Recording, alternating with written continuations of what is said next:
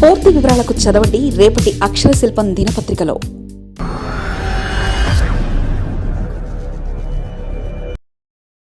తిన్నామా పడుకున్నామా తెల్లారిందా, ఇది వైసీపీలో సీనియర్ల తీరు. గడపదాటని గెలుపు వ్యూహాలు, నైరాశ్యంలో ద్వితీయ శ్రేణి క్యాడర్, సమీక్షలు, మారని క్షేత్రస్థాయి పరిస్థితులు, వలసల భయం, నాయకత్వ మార్పులు, నియోజకవర్గాల కొత్త ఇన్ఛార్జీల సవాళ్లు.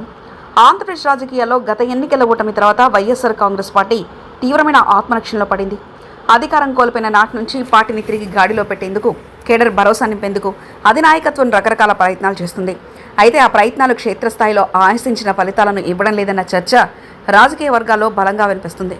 ముఖ్యంగా పార్టీ అంతర్గత సమీకరణాలు, నాయకుల మధ్య సమన్వయ లోపం, క్షేత్రస్థాయి వాస్తవాలను గ్రహించడంలో వైఫల్యాలు వైసీపీని మరింత రకాటంలోకి నెడుతున్నాయి. ఒడ్డున పడేందుకు వేస్తున్న వ్యూహాలు గడప దాటడం లేదన్న విమర్శలు సొంత పార్టీ నుంచి వ్యక్తమవుతున్నాయి. ఓటమి గల కారణాలను విశ్లేషించేందుకు, రాబోయే స్థానిక సంస్థల ఎన్నికల పార్టీని సమాయత్తం చేసేందుకు తాడేపల్లి వేదికగా వరుస సమీక్షల సమావేశాలు జరుగుతున్నాయి.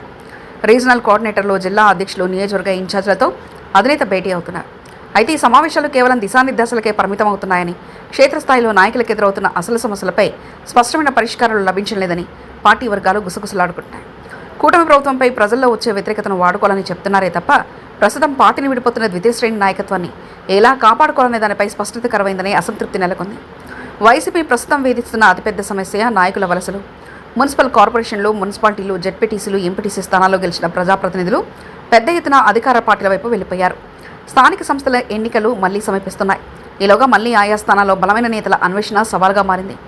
ఒకవేళ గెలిచినా అభ్యర్థులను నిలబెట్టుకోవడం వైసీపీకి పెద్ద సవాల్గా కనిపిస్తుంది. కూటమి ప్రభుత్వం మరో 3 ఏళ్లు అధికారంలో ఉంటుంది. దీంతో స్థానిక సంస్థల ఎన్నికల్లో వైసీపీ అభ్యర్థులు విజయం సాధించిన కూటమి ఆపరేషన్ ఆగస్ట్ ప్రారంభిస్తే ఆ పీఠాలు కదిలిపోయే ప్రమాదం ఉందని పార్టీ శ్రేణులు ఆందోళన వ్యక్తం చేస్తున్నారు. ఈ వలసలను అడ్డుకోవడంలో జిల్లా స్థాయి ముఖ్య నాయకులు గతంలోనే పూర్తిగా విఫలమయ్యారు. ఓటమి తర్వాత చాలామంది సీనియర్ నాయకులు నియోజకవర్గాలకు పరిమితం అవ్వడం లేదా పూర్తిగా సైలెంట్ అయిపోవడం, క్షేత్రస్థాయిలో కేడర్ను నడిపించే నాదుడే కరువయ్యారని భావన వ్యక్తమవుతుంది. ప్రభుత్వ విధానాలపై కేవలం సోషల్ మీడియా వేదికగా లేదా ప్రెస్ మీట్ల ద్వారా విమర్శలు చేయడానికి వైసీపీ ప్రాధాన్యత ఇస్తుందనే విమర్శలు వస్తున్నాయి. ప్రజా సమస్యలపై క్షేత్రస్థాయిలో వెళ్లి పెద్ద ఎత్తున ఆందోళనలు, ఉద్యమాలు చేయడంలో పార్టీ వెనకబడి ఉందనే అభిప్రాయాలు వ్యక్తమవుతున్నాయి. ఒకప్పుడు సుదీర్ఘ పాదయాత్రలు, ప్రజా సంకల్పాల ద్వారా ప్రజల్లోకి వెళ్లిన నైజం ఉన్న పార్టీ ఇప్పుడు కేవలం తాడేపల్లి కార్యాలయం నుండి వచ్చే ప్రెస్ నోట్లకే పరిమితం అవడంతో కేడర్లో నైరాశ్యాన్ని నింపుతుంది. కేడర్ రోడ్లపైకి వచ్చి పోరాడేందుకు సిద్ధంగా ఉన్నా వారికి స్థానిక నాయకత్వం నుంచి సరైన మద్దతు, భరోసా లభించడం లేదన్న ఫిర్యాదులు వెల్లవెత్తుతున్నాయి. పార్టీని బలోపేతం చేసే చర్యలో భాగంగా పలు నియోజకవర్గాల్లో ఇన్ఛార్జీలను మార్చేందుకు అధిష్టానం కసరత్తు చేస్తుంది. అయితే ఈ మార్పులు కొత్త వివాదాలకు కారణమవుతున్నాయి.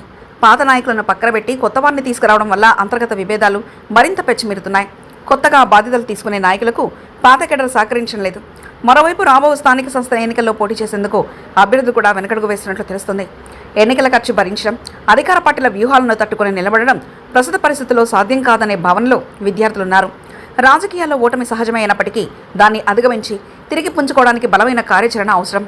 వైఎస్ఆర్ కాంగ్రెస్ పార్టీకి క్షేత్రస్థాయిలో ఇంకా ఓటు బ్యాంకు, బ్రాండ్ ఇమేజ్ ఉన్నప్పటికీ దానికి సరైన దిశలో నడిపించే వ్యూహం లోపించింది. కేవలం తాత్కాలిక సమీక్షలతో సరిపెట్టకుండా నాయకుల్లో నమ్మకాన్ని, కేడర్లో ధైర్యాన్ని నింపేలా అధినాయకత్వం నేరుగా ప్రజల్లోకి రావాల్సిన అవసరం ఎంతైనా ఉంది. రాబోయే స్థానిక సంస్థల ఎన్నికల్లోపే ఈ లోపాలను సరిదిద్దుకుపోతే పార్టీ మరింత బలహీనపడే ప్రమాదం ఉందన్నది రాజకీయ విశ్లేషకుల హెచ్చరిక. మరిన్ని కథనాల కోసం సబ్స్క్రైబ్ చేసుకోండి మీ అక్షర శిల్పం. పూర్తి వివరాలకు చదవండి రేపటి అక్షర శిల్పం దినపత్రికలో.